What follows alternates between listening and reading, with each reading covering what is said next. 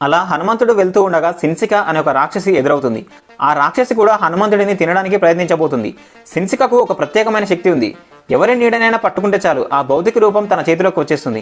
కేవలం నీడను పట్టుకొని గ్రద్దల్ని, పక్షుల్ని, చాలా వాటిని తింటూ బ్రతికిస్తుంది సిన్సిక. అలా హనుమంతుడు మార్గం నుంచి వెళుతూ ఉండగా హనుమంతుడి నీడను సిన్సిక పట్టుకుంటుంది. అంతే, హనుమంతుడు కదలకుండా అక్కడికక్కడే ఆగిపోయాడు. ఎంత ప్రయత్నించినా ముందుకు వెళ్ళలేకపోతూ ఉంటాడు. కొద్దిసేపటి తర్వాత ఎవరో తనను పట్టుకొని కిందికి లాగినట్టు తన కిందికి వెళ్తూ ఉంటాడు. అప్పుడు హనుమంతుడికి సిన్సిక కనబడుతుంది. వెంటనే సుగ్రీవుడు హనుమంతుడికి చెప్పింది గుర్తుకొస్తుంది. ఎందుకంటే బయలుదేరే ముందే హనుమంతుడికి సుగ్రీవుడు ఈ రాక్షసి గురించి చెప్పాడు. వెంటనే హనుమంతుడు చిన్నగా మారిపోయి ఆ రాక్షసి నోట్లోకి వెళ్ళి తన పేగుల్ని, పొట్టను చీల్చేసి బయటికి వచ్చేశాడు. దాంతో ఆ రాక్షసి అక్కడికక్కడే చనిపోతుంది. ఆ తర్వాత మళ్ళీ హనుమంతుడు బయలుదేరి లంకానగరంలో ఉన్న త్రికూట పర్వత శిఖరం పైన దిగుతాడు. ఆ త్రికూట పర్వతం నుంచి లంకానగరాన్ని చూస్తాడు. లంకానగరం చూడడానికి ఇంద్రలోకంలా కనిపిస్తుంది. ఆ లంకానగరాన్ని చూసిన హనుమంతుడికి ఇది స్వర్గమా లేక భూలోకమా అనేటట్లుగా మెరిసిపోతూ ఉంటుంది. లంకానగరం చుట్టూ ఒక పెద్ద గోడ ఉంది. ఆ గోడ ద్వారం దగ్గర చాలా మంది రాక్షసులు కాపలా కాస్తూ ఉంటారు. లోపలికి ప్రవేశిస్తే దొరికిపోయే ప్రమాదం ఉంది కాబట్టి చీకటి పడేంత వరకు వేచి చూశాడు హనుమంతుడు. కొద్దిసేపటికి చీకటి పడుతుంది. హనుమంతుడు భారీ శరీరంతో ఉండడంతో ఆ శరీరంతో వెళ్తే ఎవరైనా గుర్తుపడతారు అని అనిపించి సూక్ష్మ రూపానికి మారిపోతాడు. సూక్ష్మ రూపానికి మారిపోయి లంకలోకి ప్రవేశించబోతాడు. కానీ ఆ నగరానికి కాపలగా లంకిని అనే ఒక రాక్షసి ఉంది. ఆవిడ అనుక్షణం లంకా నగరానిపై కన్నేసి ఉంచుతుంది. ఆమె కంటి నుంచి చీమ కూడా తప్పించుకోలేదు. హనుమంతుల వారి మీద ఆమె కళ్ళు పడ్డాయి. ఓ వానరా, ఎవరు నువ్వు? ఎక్కడి నుంచి వచ్చావు? నిన్ను ఎవరు పంపించారు? చెప్పకపోతే ఇప్పుడే చంపేస్తా అని బెదిరించింది. హనుమంతుడు నేనెవరో తర్వాత చెప్తాను కానీ ముందు నువ్వెవరో చెప్పు, ఇక్కడ ఏం చూస్తున్నావు అని అడిగాడు. నేను లంకా దేవతను. రావణుడి ఆజ్ఞ మేరకు నేను ఈ నగరాన్ని రక్షిస్తూ ఉంటాను. నీలాంటి వాళ్ళు ఎవరైనా వస్తే వాళ్ళ అంతు చూస్తుంటాను. ఇప్పుడు చెప్పు నువ్వు ఎవరో అని అంది. అప్పుడు హనుమంతుడు ఈ లంకానగరం చాలా అద్భుతంగా ఉంటుందని విన్నాను. నిజంగానేనా లేక అంత అవుతదేనా అని చూడ్డానికి వచ్చాను. నన్ను లోపలికి పోనివ్వు అని అన్నాడు. వీడిలా వినేటట్లు లేడని లంకిని అరచేత్తో హనుమంతుడిని కొట్టింది. అంతే, హనుమంతుడు పిడికిలి బిగించి ఒక్క గుద్దు గుద్దాడు. లంకిని గిర్రున తిరిగి కింద పడిపోయింది. నన్ను చంపకు, నన్నే జయించావంటే నువ్వు సామాన్యుడి కాదు. పూర్వం బ్రహ్మదేవుడు నాకు ఒక వరం ప్రసాదించాడు. ఎప్పుడైతే నన్ను ఒక వానరుడు జయిస్తాడో అప్పుడు రాక్షసులకు తొలిసారి భయం అంటే ఏంటో తెలిసే సమయం వస్తుందని, ఈ రోజుతో ఆ గడియ వచ్చిందని, ఇక నాకు మోక్షం లభించిందని లంకిని అక్కడి నుండి వెళ్ళిపోతుంది. హనుమంతుడు మెల్లగా లంకలోకి తొంగి చూశాడు. కుడికాలు పెట్టి లోపలికి ప్రవేశించబోయాడు. ఆ తర్వాత కొద్దిసేపు ఆలోచించి వీడి నగరంలోకి వెళ్ళడానికి ఎడమకాలు మంచిదని ఎడమకాలు పెట్టి లోపలికి ప్రవేశించాడు. సీతమ్మ కోసం హనుమంతుడు లంకానగరం మొత్తాన్ని జల్లెడపట్టాడు. ఎక్కడా సీతమ్మ కనబడలేదు. చివరికి రావణుడి అంతఃపురం దగ్గరికి వచ్చాడు. రావణుడు ఇతను నిజంగానే రాక్షసుడా లేదా దేవతల అధిపతి ఇంద్రుడా అన్న రీతిలో దగదగా మెరిసిపోతున్నాడు. రావణుడు ఆ సమయంలో నిద్రపోతున్నాడు. రావణుడి భవనంలో ఒక వింత విమానం కనిపించింది. దాని పేరు పుష్పక విమానం. ఆ విమానం ఆకాశం నుండి భూమి మీదికి జారిపడ్డ స్వర్గధామంలా ఉంది. పక్క గదిలో ఒక ఉత్తమ జాతి స్త్రీ కనిపించింది. ఆమె రావణుడి భార్య మండోదరి. ఆమెను చూసిన హనుమంతుడు సీతాదేవి అని భ్రమపడిపోయాడు. సీతమ్మ దొరికిందని ఎగిరి గంతులేశాడు. తర్వాత రాముడు పక్కన లేని నా సీతమ్మ ఇంత గాఢంగా నిద్రపోతుందా? అది జరగని పని. ఖచ్చితంగా ఈమె సీతమ్మ కాదని హనుమంతుడు నిశ్చయించుకున్నాడు. సీతమ్మ కోసం వెతకడం మొదలుపెట్టాడు. ఎంత వెతికినా సీతమ్మ జాడ దొరకడం లేదు. పక్షిరాజు సంపాతి సీతాదేవి లంకలోనే ఉందని చెప్పాడు. ఆమె ఒక చెట్టు కింద రాముడి కోసం దుఃఖిస్తుందని చెప్పాడు. కాబట్టి ఉద్యానవనాలు వెతుకుతానని వెతకడం మొదలుపెట్టాడు. అలా వెతుకుతూ వెతుకుతూ అశోకవనంలోకి ప్రవేశించాడు. అక్కడ ఒక చెట్టు కింద రాక్షస స్త్రీల మధ్యలో మాసిపోయిన వస్త్రాలు ధరించిన ఒక ఉత్తమ జాతి స్త్రీ కనపడింది. సరిగ్గా ఆహారం కూడా తినట్లేదు కాబోలు. బాగా బక్కచిక్కిపోయింది. శరీరం బక్కచిక్కిందే కానీ ఆ పుణ్యస్త్రీ నుండి వస్తున్న తేజస్సు మాత్రం ఏమాత్రం తగ్గలేదు. సందేహం లేదు, ఈమె మా సీతమ్మ అని హనుమంతుడు సీతాదేవిని గుర్తించాడు. అంతలోగా తెల్లవారిపోయింది. రావణుడు లేవగానే సీతాదేవి దగ్గరికి వచ్చాడు. సీత, ఇంకెన్ని రోజులు నీకోసం నిరీక్షించాలి? మనసు పడ్డాను కాబట్టి ఊరుకుంటుంటే ఆగడాలు చేస్తున్నావు. నీ భర్తకు తెలియకుండా నిన్ను తీసుకొని వచ్చానని నా మీద కోపమా? అది మా రాక్షసుల ఆచారం. ఇతరుల భార్యలను కోరడం రాక్షసులకు జన్మత వచ్చిన హక్కు. నన్ను నమ్ము, నేను నిన్ను మనసారా ప్రేమిస్తున్నాను. నువ్వు అను, నిన్ను పట్టపురాణి చేస్తాను. మనిద్దరం ఏకాంతంలో మునిగి తేల్దాం. సీత, ఈ లంకలో నన్ను జయించేవాడు ఇంకా పుట్టలేదు. ఆ రాముడు కాదు కదా, సాక్షాత్తు దేవతలు దిగి వచ్చిన నన్ను ఏమీ చేయలేరు. కాబట్టి ఎవరో వస్తారు, నిన్ను కాపాడి తీసుకుపోతారనే భ్రమల నుండి ఇకనైనా బయటికి రా. కుబేరుని దగ్గర చేదిక్కించుకున్న సంపదంతా నీ కాళ్ళ దగ్గర వేస్తాను అని రావణుడు సీతాదేవిని ప్రలోభ పెట్టబోయాడు.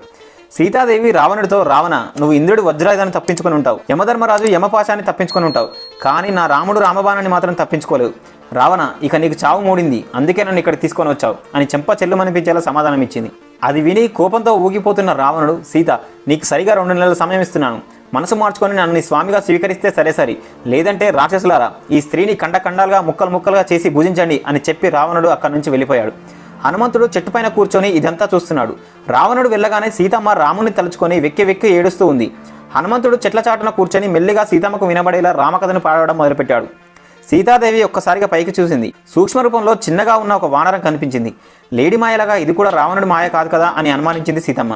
హనుమంతుడు సీతాదేవి దగ్గరికి వచ్చి, అమ్మ, నా పేరు హనుమ, నన్ను రాముడు పంపాడు అని చెప్పి తనకు రాముడు ఇచ్చిన ఉంగరాన్ని ఆనవాలుగా చూపించాడు.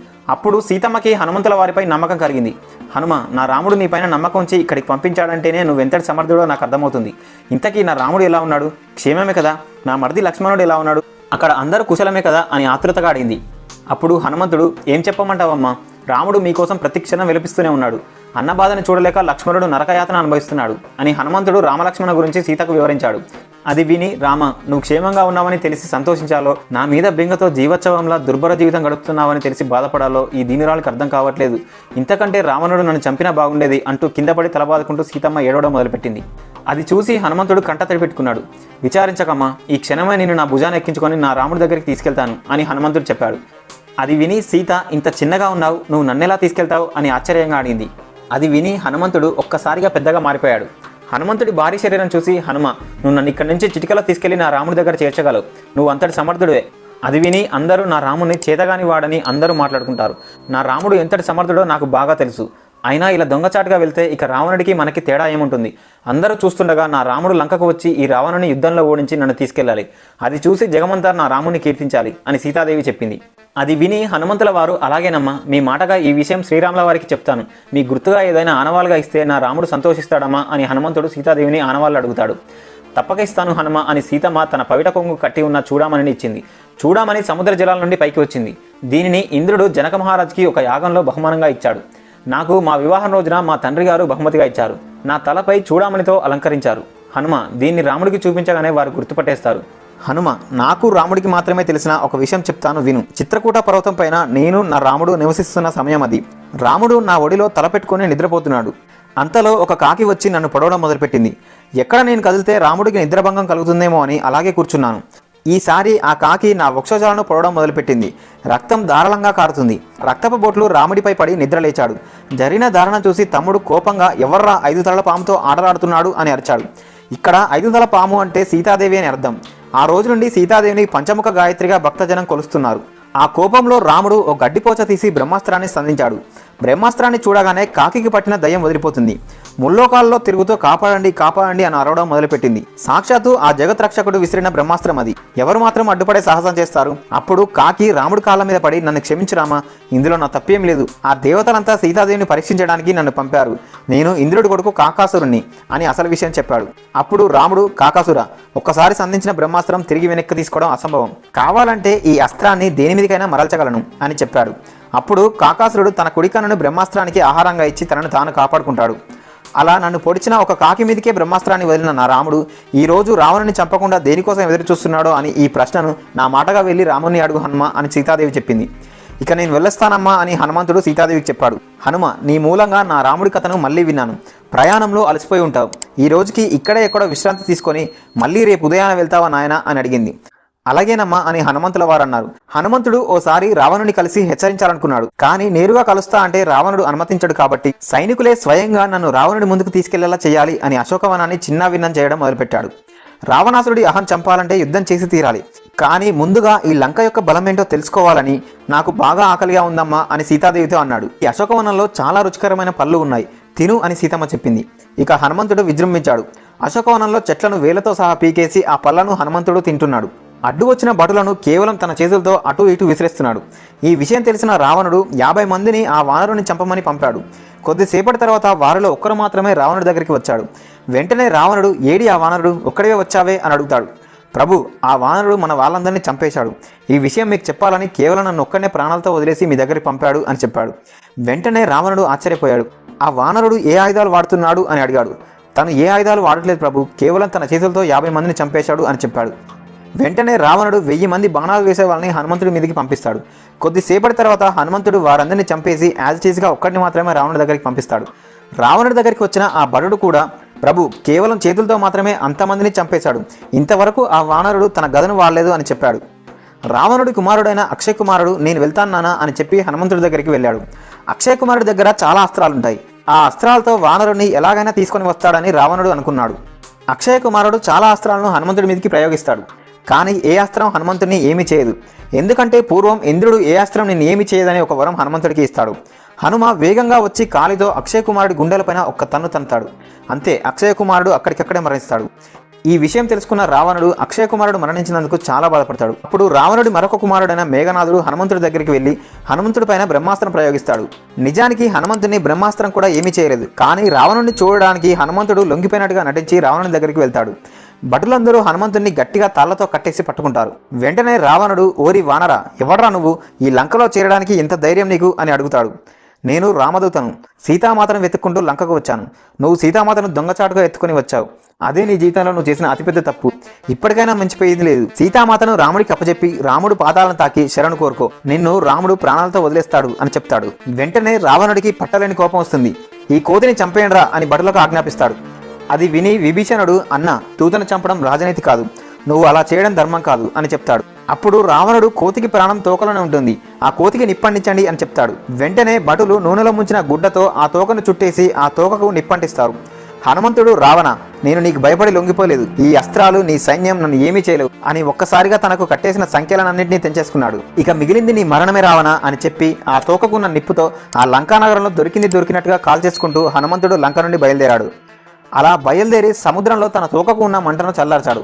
ఆ తర్వాత ఒక్కసారిగా తన శరీరాన్ని పెద్దగా చేసుకుని తన ఒక చేతిని పైకి లేపి ఒక్కసారిగా గాల్లో పైకి ఎగిరాడు. గాల్లో ఎగురుతున్న హనుమంతుడిని రావణుడు, విభీషణుడు చూస్తూ ఉండిపోయారు. వెంటనే విభీషణుడు రావణుడితో, అన్న, ఒక్కడంటే ఒకడొచ్చాడు, తను కూడా మనిషి కాదు, వానరుడు. మన లంకా నగరాన్ని అంతా తగలబెట్టేశాడు. అశోకవనంలోని చెట్లను పీకేసి బీడుభూమి చేశాడు. అన్ని అస్త్రాలున్న అక్షయ కుమారుని కూడా ఒక్క తనతో చంపేశాడు. మేఘనాథుడు వేసిన బ్రహ్మాస్త్రం సైతం తనను ఏమీ చేయలేకపోయింది. నాకు మాత్రం హనుమంతుడు ఒక్కడిని చూస్తే రాముడి యొక్క బలం మొత్తం అర్థమైపోయింది. ఇప్పటికైనా మించిపోయింది లేదన్నా, సీతాదేవిని రాముడికి అప్పచెప్పు అని చెప్తాడు. రావణుడికి తన శత్రువుల్ని తన సొంత తమ్ముడే పోవడం అస్సలు నచ్చలేదు. ఆపరా, నువ్వు నా తమ్ముడివా లేదా రాముడి బానిసవా? ఇప్పటి వరకు నాకు సరైన శత్రువే దొరకలేదు. ఇప్పుడు చెప్తున్నా విను, నేను ఆ రాముడిని చంపేయడం తథ్యం. అప్పుడు నువ్వే చెప్తావు, ఈ లోకంలో మీ అన్నని మించిన వీరుడే లేడని. అది తెలుసుకో విభీషణ అని విభీషణుడితో చెప్తాడు. ఇంతలో హనుమంతుడు క్షణాలలో మహేంద్రగిరి పర్వతం చేరుకున్నాడు. జాంబవంతుడు, అంగదుడు హనుమంతుని చూసి తెగ ఆనందపడిపోయారు. అక్కడున్న వానరులంతా, అమ్మయ్య, ఇక సుగ్రీవుడు మనల్ని ఏమీ చేయడు అని చాలా ఆనందపడ్డారు. వారంతా ఆనందోత్సాహాలతో కిష్కిందకు చేరుకున్నారు. హనుమంతుడు రాముడి దగ్గరికి వెళ్లి సీతాదేవి ఇచ్చిన చూడామణిని రాముడికి ఇచ్చాడు. దాన్ని చూసిన రాముడికి కళ్ళల్లో నీళ్లు తిరిగాయి. అప్పుడు రాముడు హనుమంతుడిని గట్టిగా కౌరించుకున్నాడు. రాముడి స్పర్శకి హనుమంతుడికి ఒళ్ళంతా పులకరించిపోయింది. ఫ్రెండ్స్, వీడియో నచ్చితే లైక్ చేసి సబ్స్క్రైబ్ చేయడం మాత్రం మర్చిపోవద్దు.